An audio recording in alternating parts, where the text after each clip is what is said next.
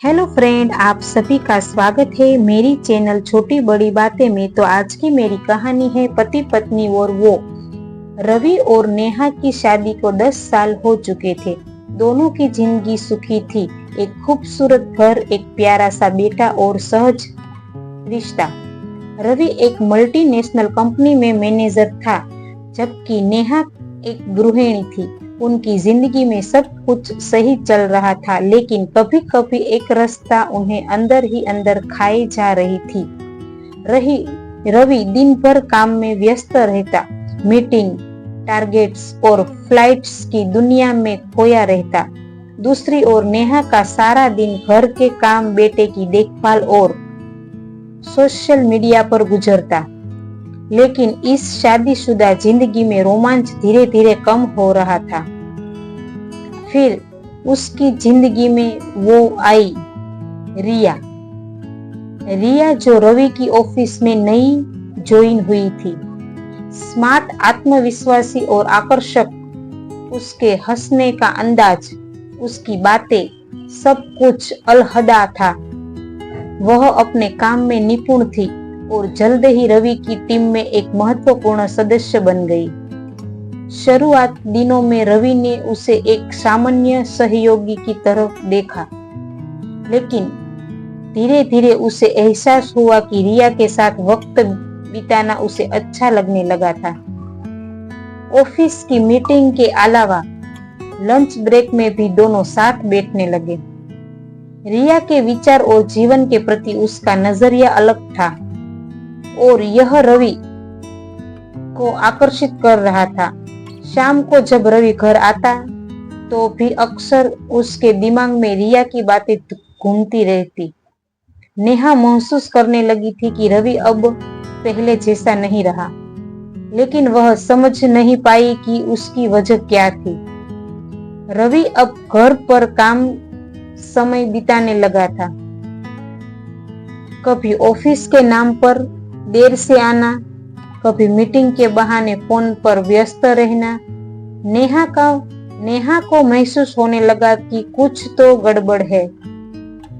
उसने एक दिन रवि से सीधे पूछ ही लिया, तुम्हारा व्यवहार में बदलाव क्यों आ गया है? क्या कोई परेशानी है? रवि ने टालने की कोशिश की, लेकिन स्नेहा के मन में शक बैठ चुका था। उसने रवि के फोन पर ध्यान देना शुरू कर दिया। एक रात जब रवि नहाने गया तो स्नेहा ने उसका फोन चेक किया। व्हाट्सएप पर रिया के मैसेज भरे पड़े थे। आज की शाम बहुत अच्छी थी, थैंक यू रवि। तुम्हारे बिना ऑफिस सुना सुना लगता है। स्नेहा के हाथ कांपने लगे। उसे विश्वास नहीं हुआ कि रवि, जिसने उसे जीवन भर साथ निभाने का वादा किया था, आज किसी और के करीब जा रहा था। अगली सुबह जब रवि नाश्ता करने बैठे तो स्नेहा ने सीधे पूछा, रिया कौन है? रवि चौंक गया। उसने संभलते हुए कहा, बस एक सहकर्मी। सिर्फ सहकर्मी? फिर ये मैसेज क्या कह रहे हैं? स्नेहा ने फोन उसके सामने रख दिया। रवि के पास कोई जवाब नहीं था। उसने कुछ कहने की कोशिश की, लेकिन शब्द नहीं मिले। आखिरकार उसने धीरे धीरे कबूल किया कि हाँ, वह रिया की ओर आकर्षित हो गया था। स्नेहा के आंखों में आंसू आ गए।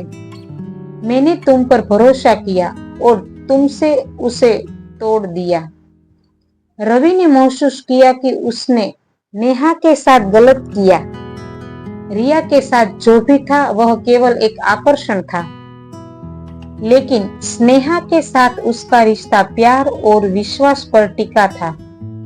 उस रात रवि ने खुद से वादा किया कि वह अपने रिश्ते को फिर से संवारने की कोशिश करेगा।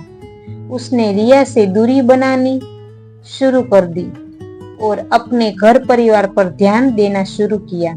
स्नेहा को रवि को माफ करने में वक्त लगा, लेकिन धीरे धीरे उन्होंने अपने रिश्ते को फिर से मजबूत किया। दोनों ने एक दूसरे के लिए वक्त निकालना शुरू किया, एक दूसरे की भावनाओं को समझने की कोशिश की। इस कहानी में वो केवल एक इंसान नहीं थी, बल्कि एक सबक थी कि रिश्तों में प्यार के साथ साथ आपसी समझ और सम्मान भी जरूरी होता है। अगर आपको मेरी स्टोरी अच्छी लगी हो तो मुझे कमेंट में लिखकर जरूर बताना और मेरी चैनल को सब्सक्राइब करना।